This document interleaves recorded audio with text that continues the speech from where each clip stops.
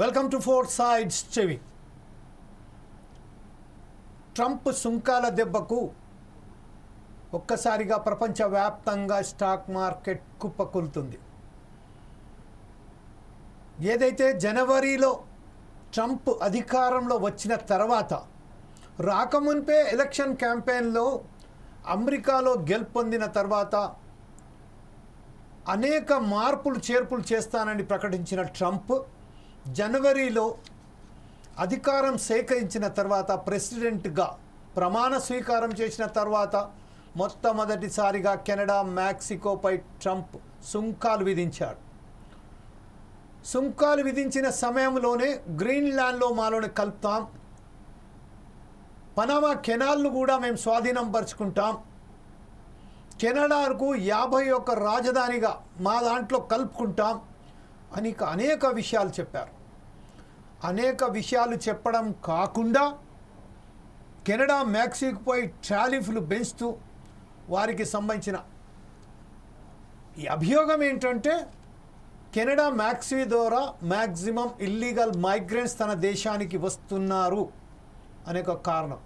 Drugs supply చేస్తానికి ప్రధానమైన కారణం మెక్సికో, కెనడా లాంటి దేశాల నుంచి వెళ్ళి అమెరికాలో డ్రగ్స్ సప్లై జరుగుతుందని చెప్పారు. కాకపోతే ఈ టారిఫ్స్కు సంబంధించింది, సుంకాలకు సంబంధించి ఎప్పుడైతే అతను పెంచుకుంటూ పోయాడో ఫస్ట్ అమెరికా అనే ఒక నినాదంతో అమెరికన్ల కోసమే అమెరికా అని చెప్పారో అందులో భాగంగానే ఈ ట్రంప్ ఏదైతే సుంకాలు విధించడంతో ఆయా దేశాలకు సంబంధించిన అధినేతలు ప్రధానంగా మెక్సికో, కెనడా లాంటి దేశాలు, గ్రీన్లాండ్ కూడా చాలా ధిక్కార స్వరంలో మాట్లాడడం జరిగింది. మీరు సుంకాలు పెంచితే మేము కూడా సుంకాలు ఖచ్చితంగా పెంచవలసి వస్తుంది, ఆర్థికంగా దెబ్బతీస్తే మాత్రం ఊరుకునేది లేదని చాలా ఖచ్చితంగా ఒక్కొక్క దేశం బయట వస్తూనే ఉన్నది. ఈ నేపథ్యంలోనే ప్రస్తుతం మనం చూసినట్టయితే ప్రపంచవ్యాప్తంగా స్టాక్ ఎక్స్చేంజ్ రోజు రోజుకు దిగజారిపోతుంది.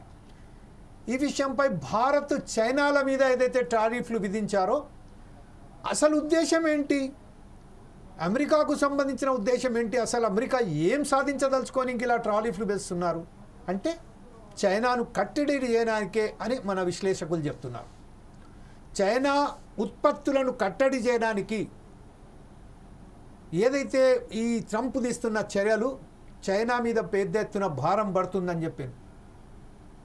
కానీ అదే విషయంపై ఎప్పుడైతే ఈ మన ఇండియాకు సంబంధించిన విషయం మాట్లాడినప్పుడైతే మాత్రం సుంకాలు విధించడంతో మన దేశ ఆర్థిక వ్యవస్థలో మాత్రం భారం పడట్లేదు. ఎందుకు? మనం ఉత్పత్తులు మనం పెంచుకుంటూ పోతున్నాము, దిగుబడులు తగ్గించుకుంటున్నాం. ఎగుమతులను చేసుకుంటూ దిగుబడులు తక్కువ చేసుకోవడంతో మనకు ఆర్థికంగా అంత పెద్ద నష్టం వాటిల్లతే ఒక అంచు ఏదైతే అమెరికా చేస్తున్న ఈ చర్య మన భారతదేశానికి సంబంధించిన ఉత్పత్తులలో మనకు బలం చేకూరుస్తున్నది అన్నట్టుగానే మనం భావించవచ్చు. ఈ విషయంపై పూర్తిగా ఈరోజు విశ్లేషించడానికి four sides TV Trump stamp అనే ఒక బిగ్ డిబేట్ కార్యక్రమం నిర్వహించింది. ఈ ట్రంప్ స్టాంప్ బిగ్ డిబేట్ కార్యక్రమం ప్రధానంగా four sides TV chief advisor అయినటువంటి సుధాకర్ శర్మ గారు ఈరోజు మనతో మాట్లాడడానికి స్టూడియోలో సిద్ధంగా ఉన్నారు. Welcome to the four sides TV. నమస్తే Jameel ji. Very welcome sir. అదే సేమ్ సమయంలో ప్రొఫెసర్ వెంకట్ నారాయణ గారు, విశ్లేషకులు, ప్రొఫెసర్ అయినటువంటి కాకతీయ యూనివర్సిటీ విశ్లేషకులు అయినటువంటి ప్రొఫెసర్ గారు కూడా మనతోటి జాయిన్ అయిపోయారు జూమ్ లింక్లో. అలాగే సుప్రీంకోర్టు న్యాయవాది అయినటువంటి నైనాల గోవర్ధన్ గారు కూడా మనతో జాయిన్ అయిపోయారు. మరి కొద్దిసేపట్లో చార్టెడ్ అకౌంటెంట్ హనుమాన్లు గారు కూడా మనతో జాయిన్ అయిపోతారు. అలాగే నరసింహారెడ్డి గారు కూడా జాయిన్ అయ్యే అవకాశాలు ఉన్నాయి. ప్రసాద్ గారు కూడా.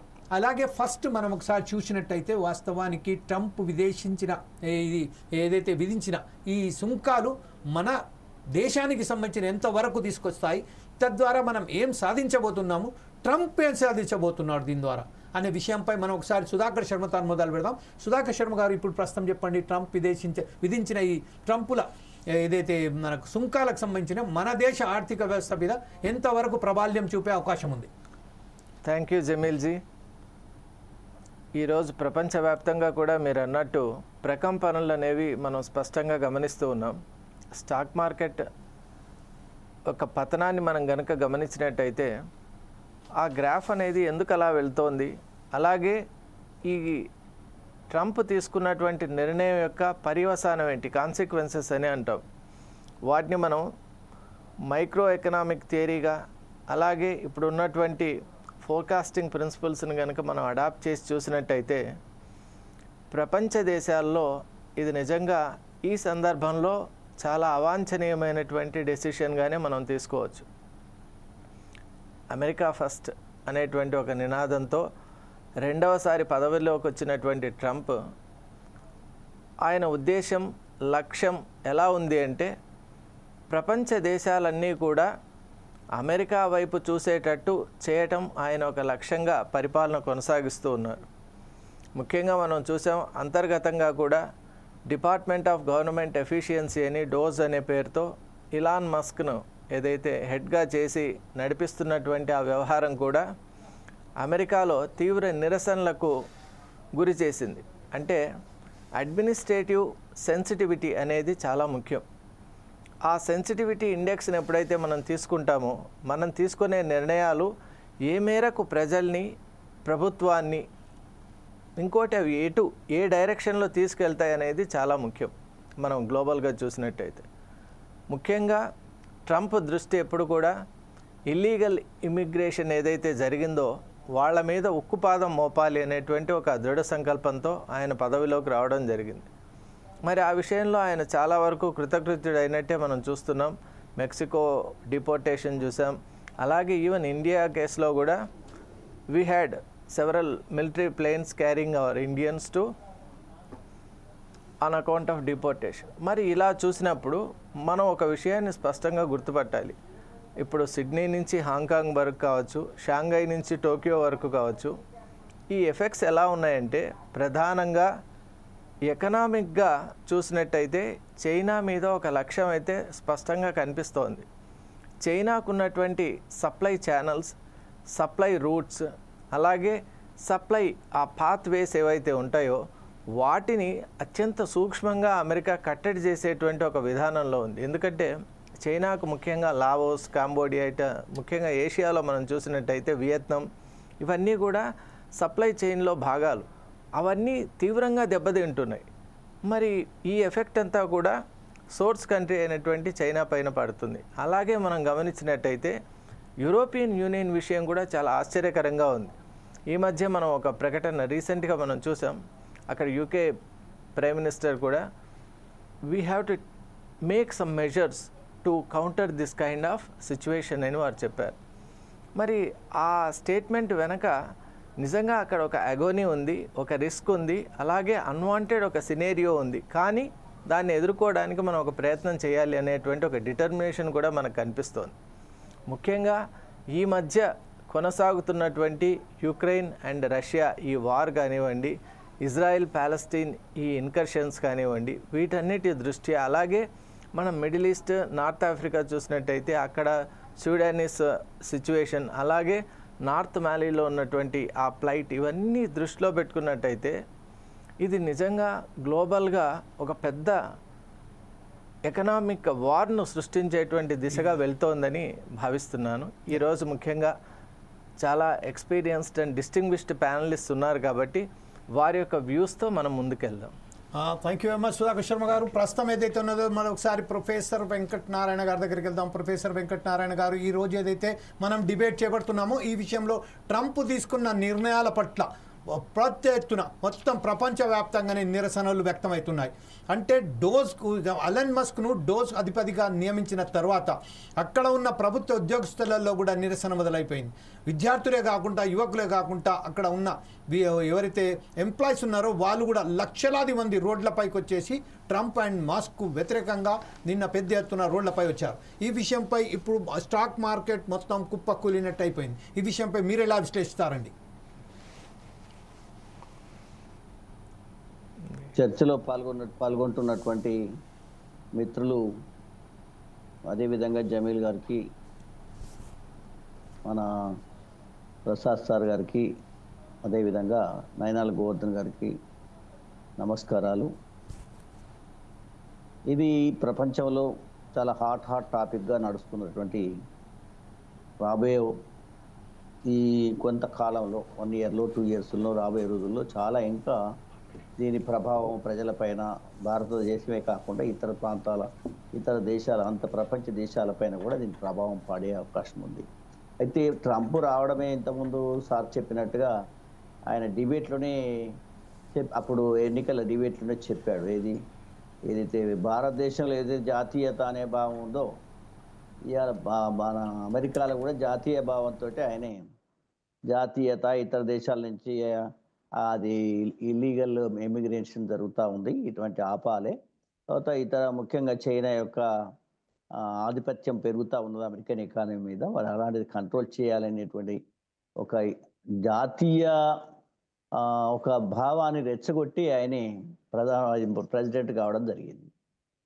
ఆయన నిజంగా కూడా కొంచెం దుందుడుకు వ్యవహారం, అంతకుముందు కూడా మొదటి టర్మ్ కూడా దుందుడుకు వ్యవహారాలు చేసిండు. నిర్ణయాలు కూడా అమెరికా ఆధిపత్యం అని చెప్పి పేరు మీద చాలా ప్రజల వ్యతిరేకమైనటువంటి ప్రపంచ దేశాల యొక్క వ్యతిరేకమైనటువంటి నిర్ణయాలు తీసుకున్నటువంటి చరిత్ర ట్రంప్కు ఉంది. అసలు యాక్చువల్గా చాలా మంది భారతీయులం కానీ ఇతరులం కానీ ట్రంప్ గెలవద్దు అనేటువంటి ఒక అది ఆలోచన ఉండేది. కానీ అక్కడ జాతీయ భావం వచ్చినప్పుడు ఆయనకు ఓటేసి గెలిపించారు.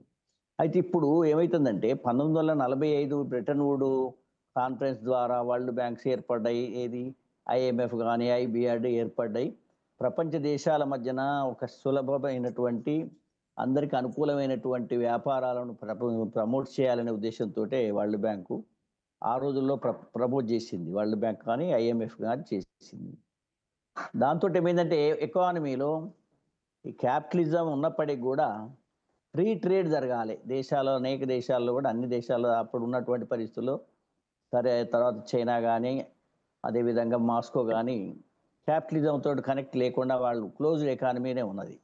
కొన్ని దేశాలతో సంబంధాలు పెట్టుకున్న ట్రేడ్ సంబంధాలు, కానీ అనేక ప్రపంచ దేశాలతోటి ఆ రెండు దేశాలు ఈవెన్ క్యూబా వరకు కూడా కొంత రిస్ట్రిక్షన్స్ ఉండేది, క్లోజ్డ్ ఎకానమీస్.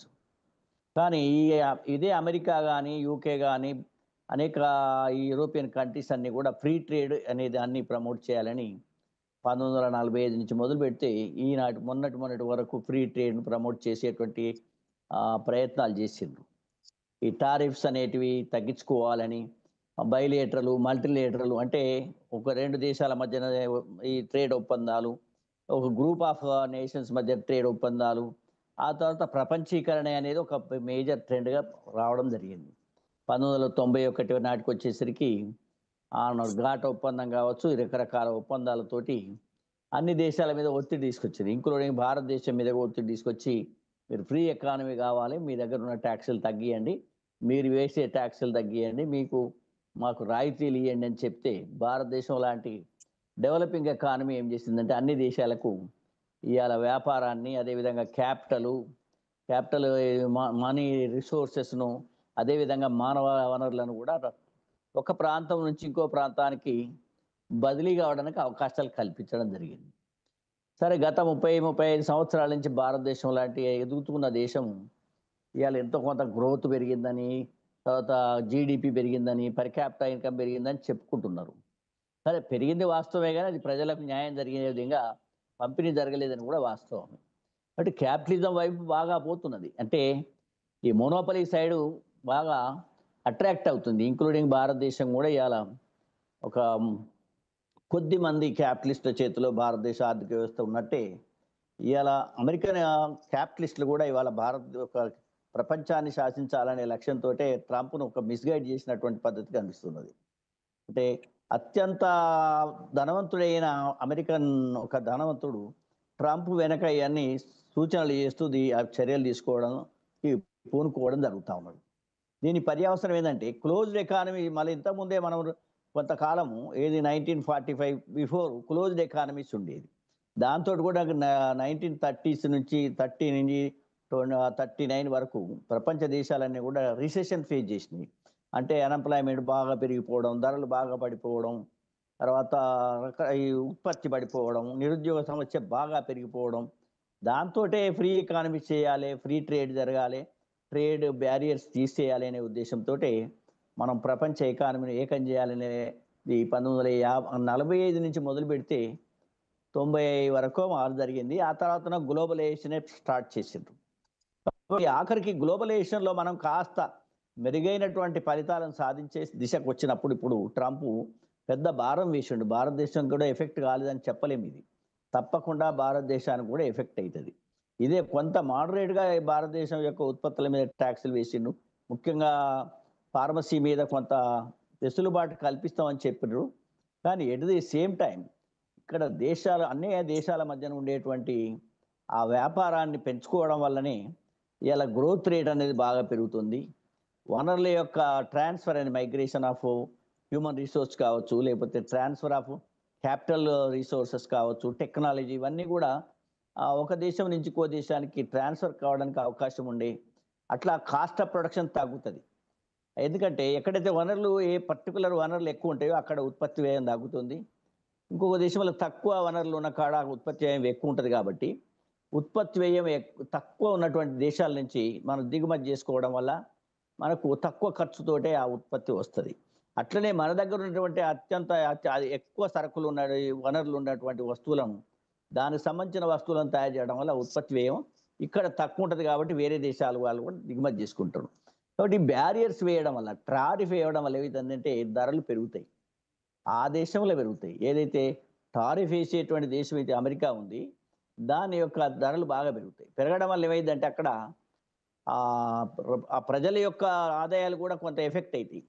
ధరలు వినియోగదారుల మీద ఎఫెక్ట్ పడుతుంది. అది అంటున్నారు 1-2% ఆ ధరలు అనేది వాళ్ళ ఆదాయాలు పడిపోయే ప్రమాదం ఉంది. నిరుద్యోగ సమస్య కూడా పెరిగే ప్రమాదం ఉంది అమెరికాలో. అంటే ఓవరాల్గా ప్రజలపైన ఈ ప్రభావం పడుతుంది. అది ఆయన ఏదో మరి ఏ రకంగా ఇది ఆర్థికవేత్తల యొక్క సహకారం తీసుకొని వాళ్ళ సలహాలు తీసుకొని చేసిందా లేదా అది తర్వాత తెలుస్తుంది. కానీ ఇది రిట్రాగ్రెసివ్ మెజర్స్ అంటారు. అంటే ఆర్థిక వ్యవస్థను కుంచింపజేసేటువంటి వ్యవస్థగా ఒక పరిణామంగా సంభవించవచ్చు. దాంతో ప్రపంచ ఎకానమీ కూడా ఎఫెక్ట్ అవుతుంది, భారతదేశ ఎకానమీ కూడా ఎఫెక్ట్ అవుతుంది. ఒకరి మధ్యన ఇంకోళ్ళకి ఇలాంటి పోటీ, ఏది టారిఫ్స్ పెంచుకోవడం వల్ల ఏదంటే ట్రేడ్ వాల్యూమ్ తగ్గుతుంది.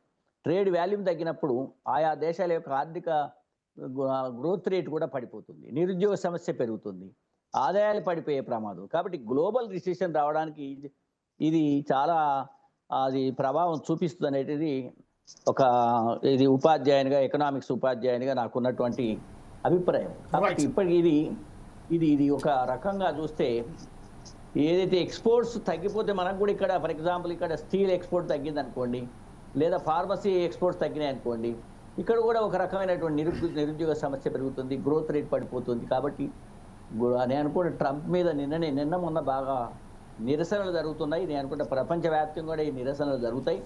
ప్రపంచంలో అమెరికన్ ఎకానమీ చాలా డౌన్ గ్రేడ్ అవుతుంది. ఆ ఎకానమీ కాకుండా ఆ ప్రభుత్వం మీద కూడా చాలా వ్యతిరేకత రావడానికి అవకాశం ఉంది. యూరోపియన్ కంట్రీస్ అన్ని కూడా ఇందులో ఏకమయ్యేటువంటి ప్రయత్నంలో ఉన్నాయి. ఇలా బ్రిటన్ ప్రధానమంత్రి కూడా ఆ డైరెక్షన్ లో ఆలోచిస్తున్నాడు. కాబట్టి ఎంత పెద్ద దేశమైనా కానీ తలిచీమల చేత చావదే పాము అని చెప్పినట్టుగా ఈ అన్ని దేశాలను ఒకటైనాడు అమెరికన్ ఎకానమీ చాలా తలగొక మానది అని నేను భావిస్తున్నాను. Right sir. అదే ఇప్పుడు ఒకసారి మనం నైనాల గోవర్ధన్ గారి దగ్గరికి వెళ్దాం. ఆయన సుప్రీంకోర్టు లాయర్గా ఈరోజు ప్రస్తుతం అంటే ఇంకొక విషయం ఏంటంటే బ్రహ్మాండమైన అనాలిస్ట్ కూడా అతను ప్రస్తుతం ఏదైతే ఉన్నదో గోవర్ధన్ గారు ఏదైతే సుంకాలు విధించడం ద్వారా చైనా మీద ఒక ట్రేడ్ వార్, ప్రపంచవ్యాప్తంగానే ఒక ట్రేడ్ వార్ మొదలైపోయింది.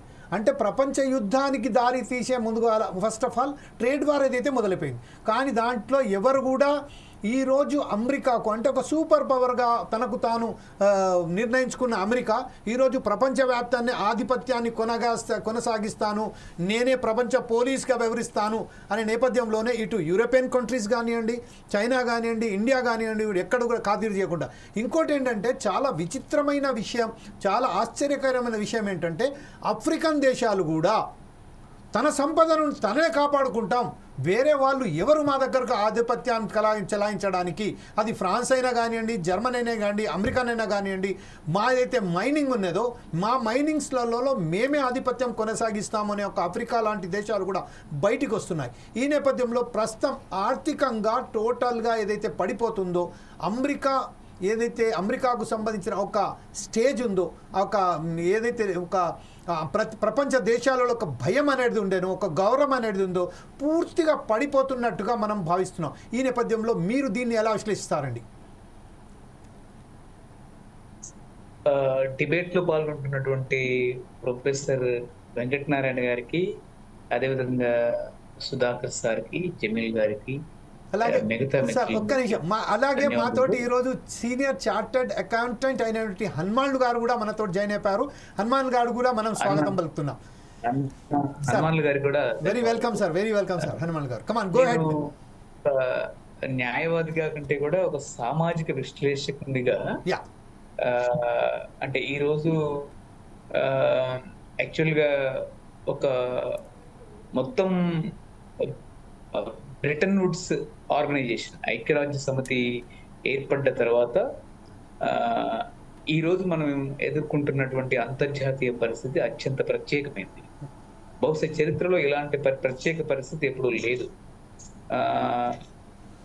ఆ బ్రిటన్ వుడ్ ఆర్గనైజేషన్ అనేటటువంటిది రెండవ ప్రపంచ యుద్ధం తర్వాత ప్రపంచంలో ఉనికిలోకి వచ్చింది. ప్రపంచంలో ఉండేటువంటి ఒక అమెరికన్ ఆర్డర్ తీసుకురావడం కొరకు రెండు ధృవాలుగా సోవియట్ యూనియన్, రష్యా కింద, దాంతో పాటు అమెరికా కింద ప్రపంచం రెండు ధృవాలుగా విడిపోయింది. అంటే ఒక సోషలిస్ట్ శిబిరం ఒకటి, పెట్టుబడిదారి శిబిరం ఒకటి. దాని తర్వాత అది సుదీర్ఘకాలం పాటు కొనసాగింది. తర్వాత కొంతకాలం పాటు కోల్డ్ వార్ కొనసాగింది తీవ్రంగా, అంటే అమెరికా రెండు సోవియట్ యూనియన్ మధ్య. తర్వాత 90వ దశకం చివరిలో, 90వ దశకం ప్రారంభంలో సోవియట్ యూనియన్ పతనం. సోవియట్ యూనియన్ పతనం తర్వాత అమెరికా ఏకధ్రువ ప్రపంచం దాదాపు ఒక 3 దశాబ్దాల పాటు అజరామజంగా కొనసాగింది. 3-3.5 దశాబ్దాల పాటు, 90 నుంచి దాదాపు ఇప్పుడు 25 వరకు. అంటే దాదాపు ఒక 5-6 సంవత్సరాల క్రితం నుంచి మల్టీపోలార్ వరల్డ్, అంటే ఒక బహుళ ధ్రువ ప్రపంచం ఏర్పడుతుంది. అంటే ఇక్కడ ఏం జరిగింది, సోవియట్ యూనియన్ పతనం తర్వాత ఒక స్వేచ్ఛాయుత పెట్టుబడిదారి విధానం ప్రపంచంలో ఉనికిలోకి వచ్చింది. దానికి అమెరికా లీడర్గా ఉన్నాడు, అమెరికా ఏకైక లీడర్గా ఉన్నాడు. అంటే అమెరికాకు అండగా పశ్చిమ ఐరోపా, ముఖ్యంగా జర్మనీ, తర్వాత ఫ్రాన్స్, తర్వాత ఇటలీ, బ్రిటన్, తర్వాత ఐరోపా యూనియన్ లో ఉండేటటువంటి ఒక 28 దేశాలు, ఇవన్నీ ముఖ్యంగా ఐరోపా దేశాలు కూటమి ప్లస్ నాటో కూటమిగా ఉన్నటువంటి వీళ్ళ నాయకుడిగా అమెరికా ఉన్నారు. అయితే ఈ 40 ఏళ్ల కాలంలోనే, అంటే సోవియట్ యూనియన్ పతనంలోకి వెళ్ళే క్రమంలో, పతనం అవుతున్నటువంటి క్రమంలో, దానికంటే కొద్ది ముందు నుంచి, తర్వాత అమెరికా యూనిపోలార్ వరల్డ్ నుంచి ఈ రోజు వరకు అమెరికా మల్టీపోలార్ వరల్డ్ గా ఏర్పడుతూ అమెరికా పతనం అవుతున్నటువంటి నేపథ్యంలో చైనా ఒక అద్వితీయమైనటువంటి శక్తిగా ప్రపంచంలో ఎదిగింది.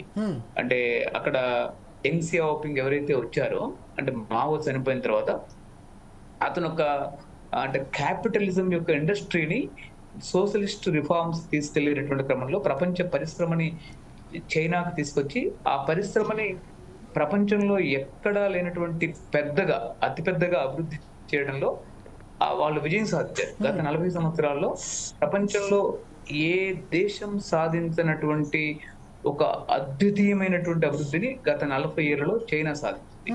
అంటే మనం ప్రపంచంలో ఉండేటటువంటి మొత్తం జీడిపిని, ప్రపంచ ఉత్పత్తిని తీసుకుంటే, ప్రపంచ పంపిణీని, ఎక్స్పోర్ట్ ఇంపోర్ట్స్ తీసుకుంటే, ఉత్పత్తిలో చైనా 30%, 35%, పంపిణీలో చైనా 35%.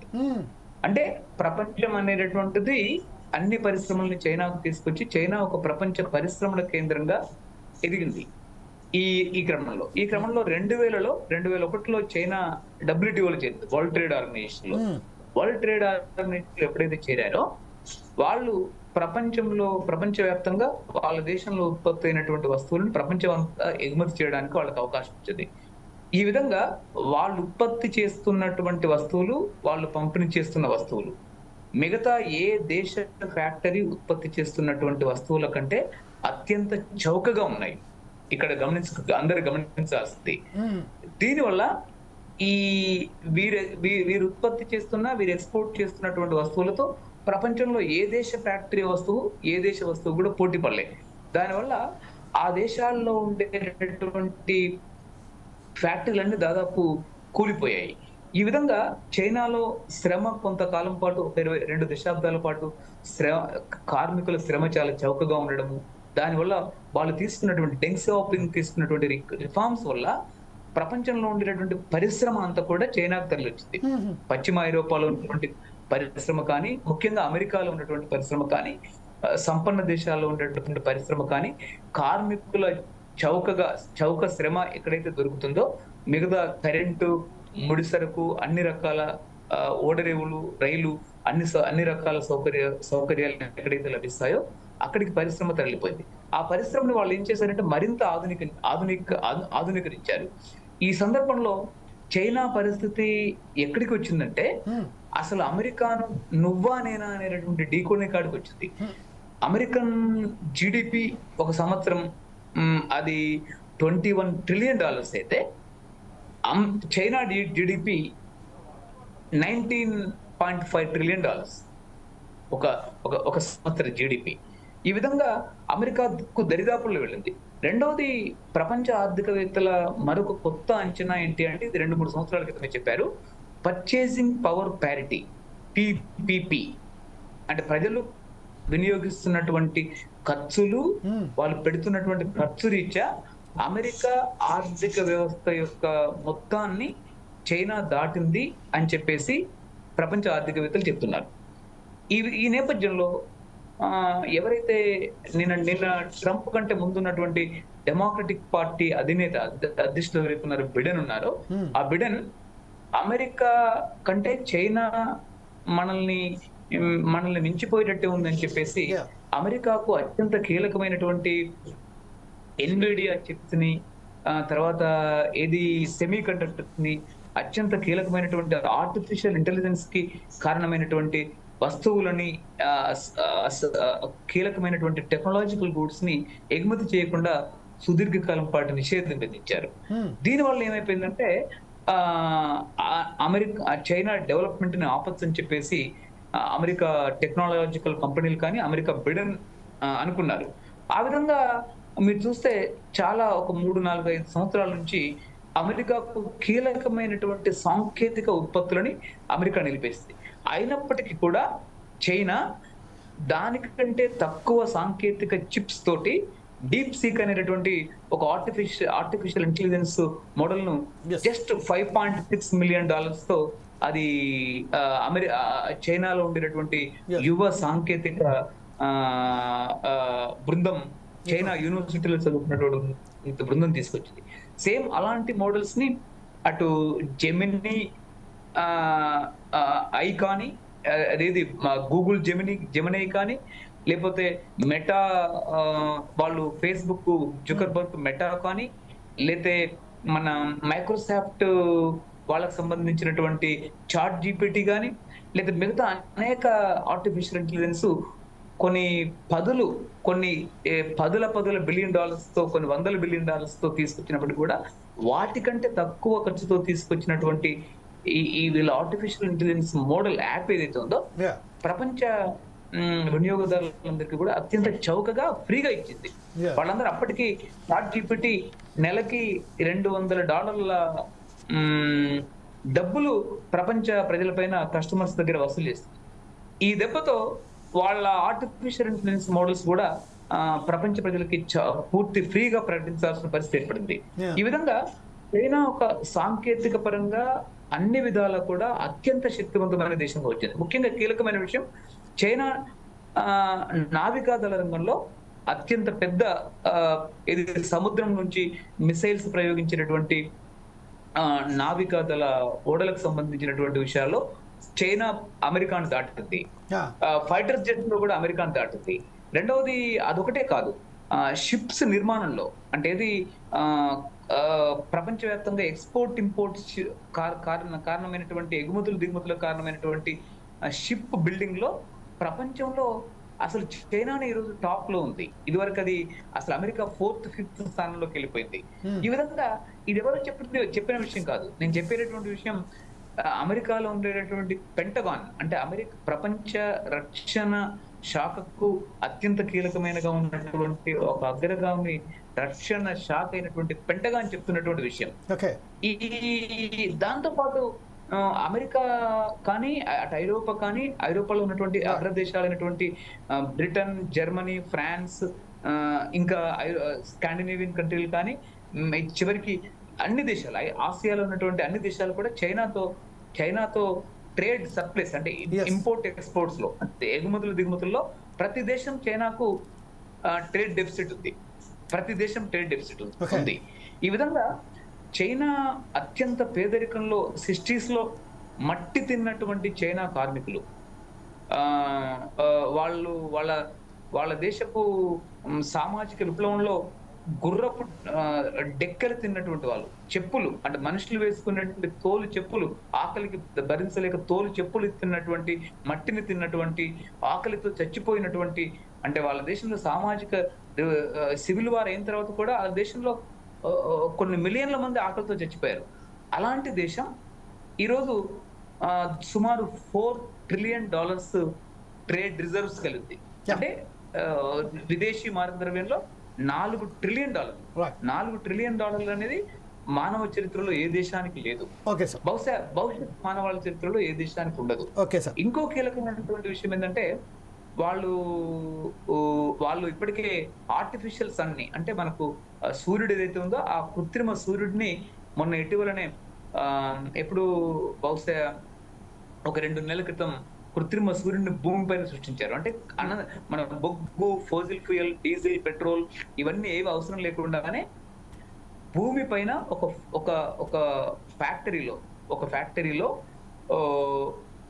సుమారు 17 నిమిషాల పాటు 10 కోట్ల డిగ్రీల సెల్సియస్, అంటే ఇప్పుడు ఎండాకాలం, ఇప్పుడు మనం మాట్లాడుతున్నటువంటి సమయంలో 40-42 డిగ్రీల టెంపరేచర్ ఉంది. ఈ టెంపరేచర్ లో మనం ఫ్యాన్ లేకుండా, ఒక ఏసీ లేకుండా మనం జీవించలేము. ఇలాంటిది వాళ్ళు భూమి పైన 100 మిలియన్ డిగ్రీల టెంపరేచర్ ని ఏది హీలియం అండ్ హైడ్రోజన్ కేంద్ర కాలని సంలీనం చేసి రెండింటిని కలిపేసి ఒక అనంతమైనటువంటి విద్యుత్తుని, అనంతమైనటువంటి వేడిని వాళ్ళు సృష్టించారు. ఈ విధంగా ప్రపంచంలో ఇప్పుడు మనం వాడుతున్నటువంటి కాలుష్యానికి కారణమైనటువంటి ఈ కాలుష్య ఇంధనాన్ని వాళ్ళు పూర్తి స్థాయిలో తొలగించే దిశగా వాళ్ళు అనేక ప్రయోగాలు చేస్తున్నారు. ఈ విధంగా మొత్తం అన్ని రంగాలలో కూడా ఒక అద్భుతమైనటువంటి ప్రగతిని వాళ్ళు సాధిస్తున్నారు. ఈ నేపథ్యంలో చైనా అంటే అమెరికాకు చాలా భయం పట్టుకుంది. అది వరకు సోవియట్ యూనియన్ భయం ఉంటే, సోవియట్ యూనియన్ ఎక్కడైతే ఫెయిల్ అయిందో ఇది మిలిటరీ ఉత్పత్తుల వైపు వెళ్లకుండా, ఇది వీళ్ళు ఏం చేశారంటే యుద్ధాల వైపు వెళ్లకుండా వీళ్ళు మనుషుల యొక్క భౌతిక అవసరాలని, ప్రపంచం యొక్క సాంకేతిక అవసరాలని, ప్రపంచ మానవాళికి అవసరమైనటువంటి అత్యంత కీలకమైనటువంటి ఒక క్లీన్ ఇంధన వనరుని, గ్రీన్ హౌస్ గ్యాసెస్ లేనటువంటి ఇంధన వనరుని వాళ్ళు సృష్టించారు. రెండవది ఎలక్ట్రిక్ వాహనాల రంగంలో గత 10 ఏళ్ల క్రితం వాళ్ళు ఎవరు లేరండి. గత 10 ఏళ్ల క్రితం మొత్తం ఐరోపా automobiles, Germany automobiles, France automobiles, లేదా అమెరికా ఆటోమొబైల్స్, జపాన్ ఆటోమొబైల్స్ వీళ్ళదే రాజ్యం. కానీ ఎప్పుడైతే వీళ్ళు 10-12 ఏళ్ల క్రితం వచ్చారో, ఈరోజు 2025లో వీళ్ళు బైడ్ కంపెనీ కానీ వాళ్ళ దేశంలో ఉన్నటువంటి అనేక ఎలక్ట్రిక్ కార్ల కంపెనీల ద్వారా టెస్లా సంవత్సరానికి 9,50,000 విద్యుత్ కార్లని ఉత్పత్తి చేసే, ఎలక్ట్రిసిటీ కార్లను ఉత్పత్తి చేసినటువంటి షాంఘై కర్మాగారాన్ని మొత్తం దాటిపోయి బైడ్ కర్మాగారం, బిల్డ్ యువర్ డ్రీమ్స్ అనేటువంటి ఒక చైనీస్ కర్మాగారం, particularly they are Chinese entrepreneurs. ఈ విధంగా ఎలక్ట్రిక్ కార్ల రంగంలో ఐరోపాలో కానీ మిగతా అన్ని దేశాలని, అమెరికాని, జపాన్ని, సౌత్ కొరియాని, నేను మాట్లాడుతుంది మిగతా టెస్లాని కానీ మొత్తం వాళ్ళందరినీ కూడా పక్కన పెట్టేసి వీళ్ళ సేల్స్ ప్రపంచవ్యాప్తంగా పెరిగినాయి, అత్యంత చౌకగా కూడా ఉన్నాయి ఆ రంగంలో. ఈ విధంగా ఈ నేపథ్యంలో ఈ చైనాను కట్టడి చేయాలి అనేటువంటిది అమెరికా అనుకుంది. అయితే అమెరికాకు 1 నిమిషం నేను అమెరికా యొక్క కీలక వాక్యాలను ముగిస్తాను. అమెరికా ఏంటంటే గత 70 అంటే బ్రిటన్ వుడ్ తర్వాత రిపబ్లికన్ పార్టీ కానీ డెమోక్రటిక్ పార్టీకి ట్రంప్ అనేటటువంటి వ్యక్తి ఒక భిన్నమైనటువంటి వ్యక్తి, అతి భిన్నమైన వ్యక్తి. ట్రంప్ కానీ, లేదా రిపబ్లికన్ పార్టీ కానీ, లేకపోతే డెమోక్రటిక్ పార్టీ కానీ, ప్రతి వాళ్ళు ప్రపంచం పైన అన్ని దేశాలతో కలిపి యుద్ధం చేశారు, అన్ని దేశాలను కలుపుకొని ఐరోపాను కలుపుకొని యుద్ధం చేశారు. కానీ ట్రంప్ ఏమంటాడు, నేను యుద్ధాలు చేయను అంటాడు. ఇది ఒక ట్రంప్ లెగసీకి, డెమోక్రటిక్ పార్టీ లెగసీకి, రెండవది రిపబ్లికన్ పార్టీ లెగసీకి పూర్తి భిన్నమైన విషయం. ఇతను ఎక్కడ రివర్స్ లో ఇతను ఎక్కడ ఏం చేస్తున్నాడు, యుద్ధాలకు భిన్నంగా ఆర్థిక యుద్ధం చేస్తున్నాడు. ఈ ఆర్థిక యుద్ధం కూడా యుద్ధం లాంటిది ఏదైతే ఉంటుందో, ఒక భౌతిక మనుషుల హననం, హోలోకాస్ట్, ఈరోజు మిగతా మానవాళిని నాశనం చేసినటువంటి ఏదైతే ఉంటుందో అలాంటి ఆర్థిక యుద్ధమే ఒక భిన్నమైనటువంటి కోణంలో ఈరోజు దిగడం జరిగింది. కాబట్టి ట్రంప్ ని మనం ప్రత్యేకంగా చూడవలసిన అవసరం ఉంది. కాబట్టి చాలా కీలకమైన మరొక విషయం ఏంటంటే, అమెరికా అనేది ఒక $50 ట్రిలియన్ అప్పు ఉంది అని అందరు గుర్తుంచుకోవాలి. ప్రపంచంలో ఉండేటటువంటి 200 దేశాలు, దాదాపు ఐక్యరాజ్య సమితిలో ఉన్నటువంటి 190కి పైగా ఉన్నటువంటి దేశాల్లో ఏ దేశానికి లేనటువంటి అప్పులు ఉన్నాయి. వాళ్ళ అప్పు మొన్ననే ఇటీవల $36 బిలియన్ దాటింది. ఇది వాళ్ళ స్వదేశీ అప్పు. కాబట్టి ఆ అప్పుకి వాళ్ళు చాలా భారీ ఎత్తున వడ్డీ కట్టాలి. విదేశీ స్వదేశీ అప్పు కలిసి $50 ట్రిలియన్ ఉంది. ఈరోజు దాంట్లో అంటే ట్రేడ్ డెఫిసిట్, ఇది చైనాకు సంబంధించినటువంటి వాణిజ్య బాకీ అంతా, అమెరికా చెల్లించాల్సిన బాకీ అంతా వాళ్ళు ఏం చేశారంటే వాళ్ళ బాండ్స్ లో పెట్టారు, అమెరికా బాండ్స్ లో పెట్టారు. అమెరికా ఫెడరల్ బ్యాంక్ లో పెట్టినటువంటి బాండ్స్ అన్నింటిని కూడా చైనా ఉపసంహరిస్తుంది. దీంతో అమెరికా డాలర్ యొక్క వాల్యూ ప్రపంచవ్యాప్తంగా తగ్గుతుంది. దానివల్ల ప్రపంచవ్యాప్తంగా ఉన్నటువంటి దానికి కాంట్రాస్ట్, దానికి వ్యతిరేకంగా ఉన్నటువంటి అనేక దేశాల దేశీయ ఎక్స్చేంజ్, వాళ్ళ డబ్బు విలువ అంతా కూడా వేగంగా పడిపోతుంది. దీంతో ప్రపంచవ్యాప్తంగా సంక్షోభంలో ఉంది. కాబట్టి నేను సంక్షోభంలోకి వెళ్ళిపోతాను, నా ఆర్థిక వ్యవస్థను సర్దుకోవాలనే ఉద్దేశంతో చాలా గాబరాగా చాలా ట్రంప్ తను ఇచ్చినటువంటి హామీలకు పూర్తి భిన్నంగా ఈరోజు ట్రేడ్ వార్ ని మొదలెట్టారు. ఈ ట్రేడ్ వార్ వల్ల అమెరికా చాలా రివర్స్ నాశనం అవుతుంది. ఎట్లా నాశనం అవుతుంది అంటే, అమెరికాలో గోవర్ధన్ గారు ఇప్పుడు ప్రస్తుతం అయితే ఒకసారి హనుమాన్ గారి దగ్గరికి వెళ్దాం. హనుమాన్ గారు ఏదైతే మన గోవర్ధన్ గారు చెప్పినట్టుగా, మన ప్రొఫెసర్ నారాయణ గారు చెప్పినట్టుగా, ప్రొఫెసర్ వెంకటనారాయణ గారు ఏదైతే చెప్పారో, దీనివలన ట్రేడ్ వార్ మాత్రం మొదలైపోయింది. ట్రంప్ బహుశా భౌతిక యుద్ధానికి కాకుండా ఆర్థికంగా యుద్ధానికి మాత్రం తెలరేపారు. దీని ద్వారా ఏదైతే ఉందో ప్రపంచవ్యాప్తంగా ఆర్థిక సంక్షోభం మొదలైపోయినట్టుగా మనం చెప్తున్నాము. అయితే ప్రస్తుతం దీనికి సంబంధించిన ఇంపాక్ట్ మన ఇండియా మీద ఎట్లా పడబోతుంది? ఇప్పుడే ప్రస్తుతం ఏదైతే చూస్తున్నామో ఇండియాకు సంబంధించిన సెన్సెక్స్ ఈరోజు టోటల్గా పడిపోయింది. ఈ విషయంలో మీరు ఎలా, యాజ్ ఏ చార్టర్డ్ అకౌంట్ కూడా మీరు ఎలా స్పందిస్తారండి? యా సార్, మీ ఫోన్ అన్మ్యూట్ చేయండి సార్ ప్లీజ్. 10 నిమిషాల్లో అయిపోతుంది. Yeah sir please. హనుమాన్ గారు.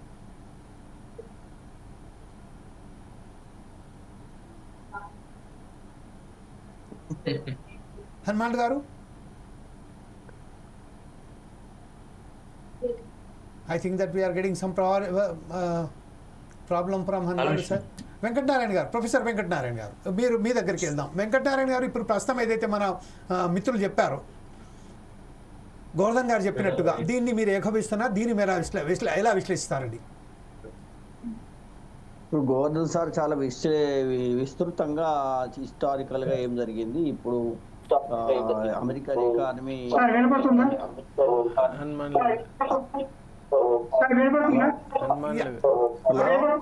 హనుమాన్ గారు మరి ఒక్క నిమిషం, మరి మీ దగ్గరకు వస్తానండి ప్రొఫెసర్. ఎస్ సార్ హనుమాన్ గారు, ఒక్క నిమిషం అండి. ప్రొఫెసర్ వెంకటనారాయణ గారు మాట్లాడుతున్నారు, తర్వాత మీ దగ్గరకు వస్తానండి. వెంకటనారాయణ గారు.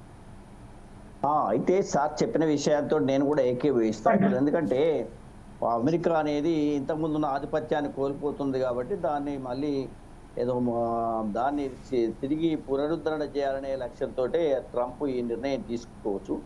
కానీ ఇది సెల్ఫ్ డిస్ట్రక్టివ్. ఇది అంటే వాళ్ళే ఆత్మహత్య చేసుకున్నట్టుగా చేస్తున్నాడు. అది చాలా దుర్మార్గమైన పద్ధతి. అది యూనిలేటర్గా చేయకూడదు. అది ఇంతకుముందు 1948లో ఎట్లయితే అన్ని దేశాలు కలిసి ఏ విధంగానైతే ట్రేడ్లో అనేక దేశాలు నష్టపోతున్నాయి, కొన్ని దేశాలు లాభపడుతున్నాయి, వాళ్ళందరం కూడా సమిష్టి ప్రయోజనాల కోసం పనిచేయాలనే దృక్పథంలో ఒకవేళ చైనాను పక్కకు పెట్టినా కానీ మిగిలిన దేశాలను కలుపుకొని చేయాల్సినటువంటి అవసరం ఉండే, అది చేయలేదు. కాబట్టి ట్రంప్ అనే అధ్యక్షుడి వాళ్ళ ఒక రకంగా అమెరికా యొక్క ఆధిపత్యాన్ని నిలబెట్టుకోవడానికి చేసేటువంటి ప్రయత్నం అని చెప్పినప్పటికీ కూడా అది అధమస్థానానికి చేరుకోవడానికి ఇది ప్రథమ మెట్టు అయిద్దని నేను అనుకుంటున్నాను. ఎందుకంటే ఇది ప్రపంచ స్థాయిలో ఒక సంక్షోభాన్ని సృష్టించవచ్చు, కానీ ప్రపంచ దేశాలన్నీ ఊరుకోవు కదా, చూస్తూ ఊరుకోవు. కాబట్టి వాళ్ళు మిగిలిన దేశాలన్నీ ఐక్యమై కూడా వాళ్ళని వాళ్ళు రక్షించుకోవడానికి వేసేటువంటి మల్టీలేటరల్ అమెరికాను చైనాను పక్కన పెట్టి మిగిలిన దేశాలను కూడా యూరోప్ కంట్రీస్ యొక్క లీడర్షిప్లో మళ్ళీ ఏకమై కూడా ఈ దేశాలు తమను రక్షించుకొని తమ ట్రేడ్ను గ్రోత్గా దాని యొక్క అభివృద్ధి చేసుకోవడానికి ప్రయత్నాలు చేయవచ్చు. సరే, ఇది కొద్దిగా 2వ తారీఖు నుంచే మొదలైంది కాబట్టి కొంతకాలం తర్వాత దీనికి సరి అయినటువంటి సమాధానం ప్రపంచ దేశాలు చెప్తాయని నేను భావిస్తున్నాను. ఇది ఈ కాంటెక్స్ట్ లో మనం ఆలోచించేది ఏంటంటే, ఇంకోటి భారతదేశానికి కూడా దీని ప్రభావం ఎట్లా ఏదున్నా కానీ ఎవరి మీదనో ఆధారపడి బతికే పద్ధతి ఈ దేశం ఎప్పటికీ ఉండకూడదు. భారతదేశానికి అమెరికా వాళ్ళు ఏదో దయాదాక్షిణ్యం చేస్తున్నావు, లేకపోతే చైనా వాళ్ళు దయాదాక్షిణ్యం కాదు. సరే, మరి ఏదైతే గ్లోబలైజేషన్ తర్వాత భారతదేశంలో కూడా కొంత ఇది అభివృద్ధి అనేది అభివృద్ధి అనలేం కానీ అభివృద్ధి జరుగుతూ ఉన్నది. సరే, అది గ్రోత్ అనేది జరుగుతున్నది, మనకు ఉద్యోగిత తగ్గుతున్నది, తక్కువ ఉద్యోగిత పెరుగుతున్నది, కానీ వృద్ధి రేట్ ఏమో ధనవంతుల యొక్క ఆస్తులు బాగా పెరుగుతున్నది వాస్తవం. కానీ ఈ కాంటెక్స్ట్ లేదంటే దీన్ని ఛాలెంజ్గా తీసుకోవాలి. ఏది అమెరికా చేసేటువంటి ఎత్తుగడలను భారతదేశము భయపడకుండా, దీనికి ఏదో వెనుకం చేయకుండా, సరెండర్ కాకుండా, ఏది పర్వాలేదు, మా దేశంలో కూడా 142-143 కోట్ల జనాభా ఉన్నది. ప్రపంచంలో అత్యంత పెద్ద మార్కెట్ భారతదేశం. ఇది అనేక సమాజాలకు కూడా ఇక్కడ మొత్తం సమాజానికి కావాల్సినటువంటి వివిధ రకాల వస్తువులను మనం ఉత్పత్తి చేసుకోలేకపోతున్నాం. వ్యవసాయం కావచ్చు, వ్యవసాయేతర పారిశ్రామిక రంగం కావచ్చు, ఇవాళ ఐఏఐ కావచ్చు, లేక ఈ కామర్స్ అండ్ ఫైనాన్స్ విషయంలో కూడా భారతదేశము ఇంకా ఎంతో ఎదగడానికి పొటెన్షియల్ బాగా ఉంది. We need not depend on America even. కాబట్టి అమెరికాలో మన స్టాక్ మార్కెట్ పడిపోతుందంటే అది ధనవంతుల ప్రాపర్టీ కాబట్టి పడిపోవచ్చు, కానీ దాని గురించి ఆందోళన పడవలసిన అవసరం లేదు. కానీ ఈ దేశం తనంతట తాము ఉత్పత్తి చేసుకునే స్తోమతలో కాస్త ముందడుగు వేయాలి. టెక్నాలజీ కానీ లేటెస్ట్గా వచ్చిన ఏఐని కానీ వాడుకొని ఈ దేశం ప్రపంచంలో చైనా లాగానే మనం కూడా ఎదగడానికి ప్రయత్నం చేయాలి. కాబట్టి ఇప్పుడు ట్రంప్ తీసుకున్న నిర్ణయాలు అనేటి భారతదేశానికి ఇది ఒక రకంగా ఛాలెంజ్. ఆ ఛాలెంజ్ని అధిగమించడానికి కావాల్సినటువంటి ప్రయత్నాలు ఈ దేశం యొక్క క్యాపిటలిస్టులు చేయాలి, కార్మికులు చేయాలి, విధానపరమైన నిర్ణయాలు చేసేవాళ్ళు చేయాలి. కాబట్టి ఇది ఎంతకాలమో ఎంచో మనం గ్లోబలైజేషన్ చేసి గ్లోబలైజేషన్లో ఏదో ఫలితాలు వస్తాయని చెప్పుకున్నాం. కానీ గ్లోబలైజేషన్లో మనం కోల్పోయిందే ఎక్కువ, మన ప్రయోజనం పొందింది చాలా తక్కువ. కానీ ఇప్పటికైనా ట్రంప్ ఒక గుణపాఠం నేర్పినట్టే భారతదేశానికి కానీ ఇతర దేశాలకు కానీ ఒక గుణపాఠం నేర్పినట్టు. మీరు డెవలప్ చేసుకోండి, మా మీద ఆధారపడకండి అని చెప్తున్నాడు, కానీ ఆయన మీద ఆధారపడగాదు, వాళ్ళ ఆదికి వస్తే మన దేశం పైన ఆధారపడదని వాస్తవం. కాబట్టి అలాంటి దాన్ని దేశం ఇవాళ మోడీ గారు కావచ్చు, లేదా ఇతర రాజకీయ పార్టీలు కూడా ఒక పాజిటివ్గా తీసుకొని దీన్ని మన దేశ ఆర్థిక అభివృద్ధిని స్వయంగా మనం అభివృద్ధి చేసుకునే ఏమంటారు అంటే సెల్ఫ్ సఫిషియెంట్ అని స్వయం అభివృద్ధిగా దీని బాటలో దీన్ని తీసుకోవాల్సి వస్తుంది. గ్లోబలైజేషన్ నమ్మకూడదు, ఎందుకంటే ఎప్పుడైనా వీటిలో దెబ్బతీస్తారు. ఇంతకాలం గ్లోబలైజేషన్ ఊరిచ్చి ఆఖరికి మనం గ్లోబలైజేషన్లో పార్ట్నర్షిప్ తీసుకున్నాక ఇలాంటి సమస్యలు వస్తున్నాయి. కాబట్టి పాలకులు దీని నుంచి గుణపాఠం నేర్చుకోవాలి భారతదేశంలో నేను భావిస్తున్నాను. Right sir, thank you very much. At the same time మనం ఒకసారి హనుమాన్లు గారి దగ్గరికి వెళ్దాం. హనుమాన్లు గారు ఈరోజు మనకు ఎవరైతే వ్యక్తులు ఉన్నారో, ప్రస్తుతం మనం ప్రొఫెసర్ వెంకట నారాయణ గారు కానివ్వండి, లేకపోతే మన గోవర్ధన్ గారు కానివ్వండి, చాలా బ్రహ్మాండంగా విశ్లేషించారు. ఈ విషయంపై మనం ఎదుటి వారి మీద ఆధారపడుగా తనకు తాను గ్రోత్ అయిపోయి మన దేశానికి సంబంధించిన మన ఉత్పత్తులను మనం ఎంచుకుంటూ మన ఆర్థిక వ్యవస్థను మనం కాపాడుకుంటూ వస్తే చాలా బాగుంటుందని మళ్ళీ సూచనలు ఇచ్చారు. ఈ నేపథ్యంలోనే ఈరోజు ఏదైతే సెన్సెక్స్ పడిపోయింది, ఇంకొక విషయం ఏంటంటే, ఎప్పుడైతే డాలర్కు వ్యతిరేకంగా యూరో వచ్చిందో, యూరో తర్వాత ఇంకొకటి మేము డాలర్కు వ్యతిరేకంగా మేము తీసుకొస్తున్న కరెన్సీ అన్నప్పుడు మండిపడ్డ ట్రంప్ దాన్ని కూడా వ్యతిరేకించారు. దాని ద్వారా కూడా ఇప్పుడు ప్రస్తుతం ఏదైతే ట్రంప్కు సంబంధించిన ప్రపంచంలోనే సెన్సెక్స్ పూర్తిగా పడిపోవడానికి కారణమైన ట్రంప్ ఈరోజు భారతదేశ ఆర్థిక వ్యవస్థలో కూడా మార్పులు రావడానికి కారణమైనటువంటి దీని మీద మీరు ఎలా స్పందిస్తారండి?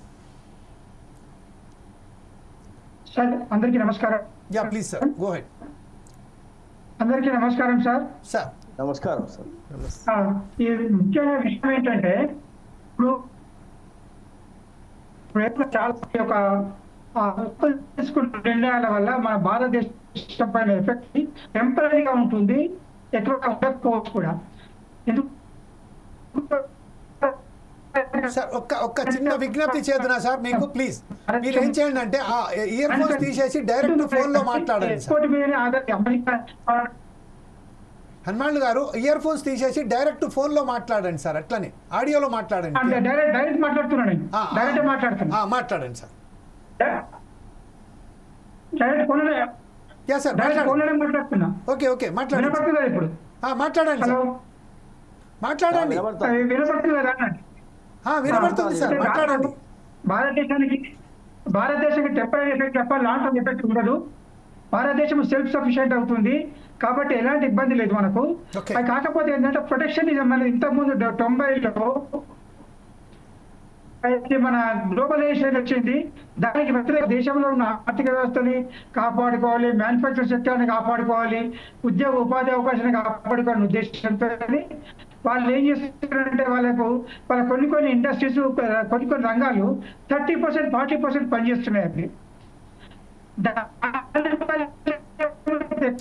నష్టం జరుగుతుంది, ఉపాధి కోల్పోతుంది, నష్టాలు పెరుగుతున్నాయి. అందుకని వాళ్ళు ఏం చేశారంటే వాళ్ళ యొక్క ఉపాధి అవకాశాలు, ఉద్యోగ అవకాశాలు అన్నింటినీ పారిశ్రామిక రంగాన్ని కూడా కాపాడుకునే ఉద్దేశంతో ఈ ప్రొటెక్షన్ వెళ్తున్నారు. మనం అదే కాకుండా 100% వాళ్ళు వస్తారు. తనకు గెలిచింది కూడా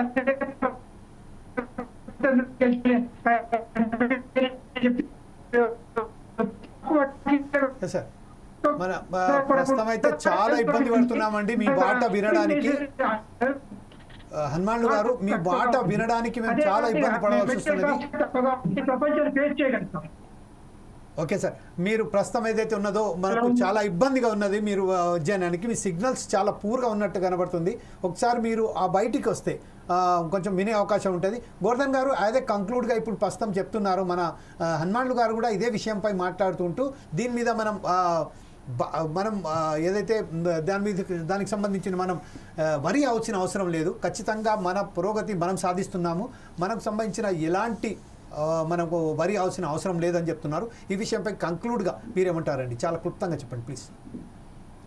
అంటే ఒకటి అండి, అంటే అమెరికా అంటే సోవియట్ యూనియన్ పతనం తర్వాత 90 నుంచి అది వాస్తవంగా ఉత్పత్తి రంగంలో అత్యంత మేటి పాత్రలో ఉంది. అంటే 90 నుంచి మాత్రమే కాదు, 90 కంటే ముందు నుంచి సోవియట్ యూనియన్ ఎక్కడైతే విఫలమైందో అమెరికా కూటమి వాళ్ళ దేశాలన్నింటితో కలుపుకొని అది పూర్తి స్థాయిలో మనుషులకు అవసరమైనటువంటి ఆధునిక అవసరాలని, ప్రపంచ భౌతిక ఉత్పత్తులని అత్యాధునిక స్థాయిలో పెంచడంలో అది విజయం సాధించింది. అయితే అది స్వేచ్ఛాయుత పెట్టుబడిదారు విధానాన్ని పూర్తి ప్రబోధించింది. అంటే ఎవరైనా స్వేచ్ఛగా ప్రపంచ గ్లోబలైజేషన్ లో పార్టిసిపేట్ చేయొచ్చు అనేది దాని సుదీర్ఘమైనటువంటి పాలసీ. నిన్నటి వరకు లెగసీ 40 ప్రొఫెసర్ గారు చెప్పినట్టు బ్రెటన్ వుడ్స్ కాడ నుంచి 1945 నుంచి దాదాపు నిన్నటి వరకు బిడెన్ వరకు. కానీ ట్రంప్ పాలసీ ప్రకారం బిడెన్ నుంచి ఏమైందంటే అది రివర్స్ అయిపోయింది. చైనా అత్యంత చౌకగా వస్తువుల్ని ప్రపంచవ్యాప్తంగా అందరికంటే చౌకగా అత్యంత నాణ్యంగా అది ప్రపంచం ముందు పెట్టింది. దాంతోని బిడెన్ నుంచి మొదలుకొని ట్రంప్ వరకు తీవ్రమైనటువంటి ప్రొటెక్షనిజం వైపు వెళ్ళింది. అంటే స్వేచ్ఛాయుత పెట్టుబడిదారి ప్రపంచ గ్లోబలైజేషన్ సరళీకరణ ప్రపంచీకరణ నుండి అది తీవ్రమైనటువంటి ప్రొటెక్షనిజం ని వైపు ప్రపంచవ్యాప్తంగా అది వెళ్ళినటువంటి పరిస్థితి. అది కేవలం ఒక చైనా పైన మాత్రమే, చైనా పైన కసితో చాలా తీవ్రమైనటువంటి అక్కసుతో చైనాను ఎదగనీయొద్దు, అన్ని విధాల కట్టడి చేయాలి, చైనాను అన్ని విధాల దిగ్బంధనం చేయాలనే ఉద్దేశంతో బైడెన్ కాలం నుంచి తీవ్రమైన ఆంక్షలు విధిస్తున్నారు. ట్రంప్ కాలంకి వచ్చేసరికి అది దాని తీవ్రత పెరిగింది. కానీ అది ఒక చైనా పైన మాత్రమే లేదు, అమెరికా పై, మన దేశం పైన ఉంది, మెక్సికో పైన ఉంది, ముఖ్యంగా యూరోప్ అన్ని దేశాల పైన ఉంది. ఇదివరకు తన నాటో దగ్గర మిత్రులుగా ఉన్నటువంటి యూరోప్ పైన కూడా భయంకరంగా ఉంది. బ్రిటన్ దగ్గర మిత్రుడు, జర్మనీ దగ్గర మిత్రుడు, ఫ్రాన్స్ దగ్గర మిత్రుడు. అసలు మేము నాటోకి మేము సపోర్ట్ చేయమని అంటున్నాడు. జేడి వ్యాన్స్ అమెరికా ఉపాధ్యక్షుడు మ్యూనిచ్ సమావేశానికి, నాటో సమావేశానికి వెళ్ళి అసలు మీరు మీ దేశం యొక్క విద్య పైన, వైద్యం పైన, మీ దేశ సామాజిక సంక్షేమం పైన కేంద్రీకరిస్తలేరు, అడ్డు అదుపు లేకుండా వస్తున్నటువంటి వలసల్ని మీరు అడ్డుకోవట్లేదు, అనవసరంగా యుద్ధాలకు వెళ్తున్నారని చెప్పేసి మేము నాటోకి ఒక పైసా కూడా ఇవ్వమని చెప్పేసి జేడి వ్యాన్స్ ఫస్ట్ టైం మాట్లాడాడు. అంటే మొత్తం నాటో చరిత్రకి, అమెరికా చరిత్రకి, అమెరికా లెగసీకి, అమెరికా గత తరహా పెట్టుబడిదారీ విధానపు ప్రపంచ మద్దతుకి పూర్తి భిన్నంగా అది మాట్లాడింది. అంటే నాకు ఇంకా ప్రపంచంలో నేను ఎవరి కొరకు ఖర్చు పెడితే నా దేశం నాశనం అవుతుంది అప్పుల వల్ల, కాబట్టి నా దేశ ఎకానమీని నేను సరి చేసుకోవాలి అనే ఉద్దేశంతో ఒక తీవ్ర జాతీయ ఆర్థికవాదిగా మారింది. ఆర్థికవాదిగా మారింది. కాబట్టి ఆర్థికవాదం ఎక్కడి వరకు వెళ్తుందంటే బహుశా అమెరికా పతనం వరకు వెళ్తుందేమో అనేది అనిపిస్తా ఉంది. Right sir. ఓకే, ఇప్పుడు ప్రస్తుతం ఏదైతే సుధాకర్ శర్మ గారి దగ్గర కంక్లూడ్కి వెళ్దాం. సుధాకర్ శర్మ గారు, ప్రస్తుతం ఏదైతే ప్రపంచవ్యాప్తంగా ట్రంప్ చేస్తున్న నిర్ణయాల పట్ల నిరసన వ్యక్తమవుతున్నదో ఆ నేపథ్యంలోనే యునైటెడ్ స్టేట్స్ ఆఫ్ అమెరికాకు సంబంధించిన దాదాపుగా 25 నుంచి 25 ఎవరైతే జాయింట్ ఉన్నారో ఆ స్టేట్స్ అందరూ అతనికి వ్యతిరేకంగా కోర్టుకు వాళ్ళు సంప్రదించడం కూడా జరిగింది. అదే నేపథ్యంలోనే నిన్న లక్షలాది మంది అమెరికా వ్యాప్తంగా ట్రంప్కు వ్యతిరేకంగా వాళ్ళు స్ట్రీట్స్ మీదకి వచ్చి ట్రంప్ మస్క్ డౌన్ అనుకుంటూ అమెరికా ఆర్థిక వ్యవస్థను మొత్తం నాశనం చేస్తున్న ట్రంప్ దిగిపోవాలని చెప్తున్నారు. ఈ నేపథ్యంలోనే మనం ఒక్కసారి కనుక మనం చూస్తే యునైటెడ్ స్టేట్స్ ఆఫ్ అమెరికాకు సంబంధించిన లాస్ ఏమంటున్నాయి? 27 అంటే టోటల్గా ఉన్న 50 దేశాలు, 50 దేశాల కూటమి యునైటెడ్ స్టేట్స్ ఆఫ్ అమెరికా. అందులో దాదాపుగా 25 దేశాలు, 26 దేశాలు నిన్న బయటికి వచ్చేశారు, వాళ్ళు కోర్టుకు ఎక్కారు. ఈ నేపథ్యంలోనే ఇప్పుడు ఇంకా కొంత సంక్షోభం నెలకొంటే ట్రంప్ను దిగే అవకాశం ఉంటుందా? ఇంకోటి ఏంటంటే ఇప్పుడు ప్రస్తుతం ఆర్థిక వ్యవస్థను కంట్రోల్ చేయాలంటే ట్రంప్ దిగి వస్తాడని మరి భావించవచ్చా? Thank you జమీల్జీ. ముఖ్యంగా ఈరోజు చర్చా కార్యక్రమం చాలా అకాడమిక్ డిస్కషన్గా వండర్ఫుల్ డిస్కషన్ ఈరోజు జరిగింది. ముఖ్యంగా ప్రొఫెసర్ వెంకట్ నారాయణ్ గారు కానివ్వండి, అలాగే మన senior most advocate Govardhan Reddy గారు కానివ్వండి, అలాగే సిఏ హనుమాన్ల గారు కానివ్వండి, ఏదైతే అభిప్రాయాలు వ్యక్తం చేశారో అది ప్రతి ఒక్కరు కూడా అబ్జర్వ్ చేయాలి. ఎందువల్ల అంటే they are purely scientific and highly rational. ఇక్కడ మనం కనుక బాగా ఆలోచన చేస్తే ఇప్పుడు ప్రెసిడెన్షియల్ పవర్స్ అనేవి అమెరికన్ అటానమీ అనేటువంటిది, అమెరికన్ కాన్స్టిట్యూషన్లో ఉన్నటువంటి ప్రొవిజన్స్, ప్రెసిడెన్షియల్ ఫ్రీడమ్ ఏదైతే ఉందో దాన్ని బట్టి అక్కడ డెసిషన్ జరుగుతుంది. మనం ఈరోజు చర్చా కార్యక్రమంలో అమెరికా తీసుకున్నటువంటి నిర్ణయం ఎలాగ ఉంది అంటే ప్రపంచ ఆధిపత్యాన్ని ఎలాగైనా చేజిక్కించుకోవాలి అనేటువంటి ఒక తొందరపాటు చర్యలో భాగంగా అమెరికా ఒక ప్రచ్ఛన్న యుద్ధానికి శ్రీకారం చుట్టింది అని మనం భావించవచ్చు. అది కూడా ఎలా ఉందంటే అర్థవంతంగా మనం ఏదైనా ఒక పని చేసినట్టయితే అది నిజంగా ఒక మంచి ఫలితాన్ని ఇస్తుంది, సకారాత్మకమైనటువంటి ఒక ఫలితాన్ని ఇస్తుంది. కానీ America should understand that no country is an island. America తాను స్వతంత్రంగా ఎటువంటి నిర్ణయమైనా నేను తీసుకోగలను అనేటువంటి ఒక ధీమాతో ఉండడం, అది నిజంగా దాని యొక్క ధిక్కార స్వరం ఏదైతే ఉందో అది నిజంగా సరి అయిన పద్ధతి కాదు అని మేము తీవ్రంగా హెచ్చరిస్తున్నాం. ఎందువల్ల అంటే ప్రతి దేశం కూడా ఇంకొక దేశం పైన ఆధారపడుతూ ప్రతి దేశం కూడా హార్మోనియస్ లివింగ్గా ఉండటం అనేది ఒక సివిలైజ్డ్ వరల్డ్లో మనం యునైటెడ్ నేషన్స్ కూడా ఏం చెప్పింది? Sustainable development and all inclusive development అని చెప్తోంది. దానికి విరుద్ధంగా ఇప్పుడు ఇలాంటి నిర్ణయాలు తీసుకోవడం, అలాగే ప్రపంచ దేశాల మధ్య ఏదైతే ఒక యుద్ధ వాతావరణం అనేది సృష్టిస్తోందో అది సరైన పద్ధతి కాదు. ముఖ్యంగా నాకు ఇంకొక పాయింట్ కూడా నా దృష్టికి వస్తుంది. ఏమిటి అంటే అనాలిసిస్ చేసినప్పుడు ముఖ్యంగా అమెరికన్స్ కానివ్వండి, వైట్స్ కానివ్వండి, ఇక్కడ ఒక రకమైన రేషియల్ డిస్క్రిమినేషన్ ఉంది.